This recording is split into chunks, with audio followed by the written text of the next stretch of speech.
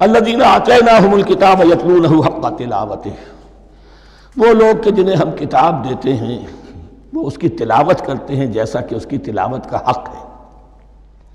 اس پر میں نے اپنے کتابچے میں بحث کی ہے، تلاوت کا اصل حق کیا ہے۔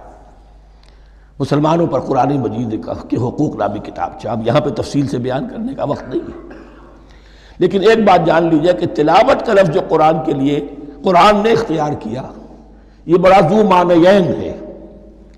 تلا یتلو ہم اسے بھی کہتے ہیں پڑھنا، اور تلا یتلو کسی کے پیچھے پیچھے چلنے کو کہتے ہیں۔ والشمس وضحاها والقمر اذا تلاها، سورج کے بعد پیچھے آتا ہے چاند۔ تو یتلو کے معنی کیا ہے؟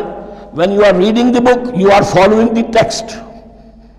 بعض لوگوں کو دیکھا ہوگا انگلی ان کی چلتی ہے ساتھ ساتھ، وہ بیچارے زیادہ ماہر نہیں ہیں تو تاکہ نگاہ ادھر سے ادھر نہ ہو جائے، ایک سطر سے دوسری سطر پر نہ پہنچ جائے، انگلی بھی ساتھ ساتھ پھیرتے ہیں، تو فالوئنگ دی ٹیکسٹ۔ لیکن اس تلاوت کا اصل حق کیا ہوگا؟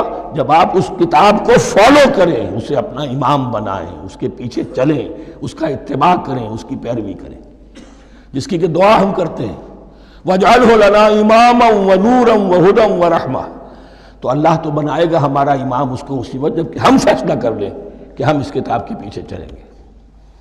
الذین آتیناہم الکتاب یتلونہ حق تلاوتہ اولئک یؤمنون بہ، جو اللہ کی کتاب کی تلاوت کا حق ادا کریں اور اس کی پیروی بھی کریں، وہی ہیں جو اس پر ایمان رکھتے ہیں۔ جو نہ تلاوت کا حق رکھتے ہوں ادا کریں، نہ پیروی کریں، وہ دعویٰ کریں کہ ہمارا ایمان ہے تورات پر اور کتاب پر، تو یہ دعویٰ جو ہے جھوٹا دعویٰ ہے۔ میں وہ حدیث آپ کو سنا چکا ہوں، ما آمن بالقرآن من استحل محارمہ، جس شخص نے قرآن کی کسی حرام کردہ شے کو اپنے لیے حلال کر لیا، اس کا قرآن پر کوئی ایمان نہیں۔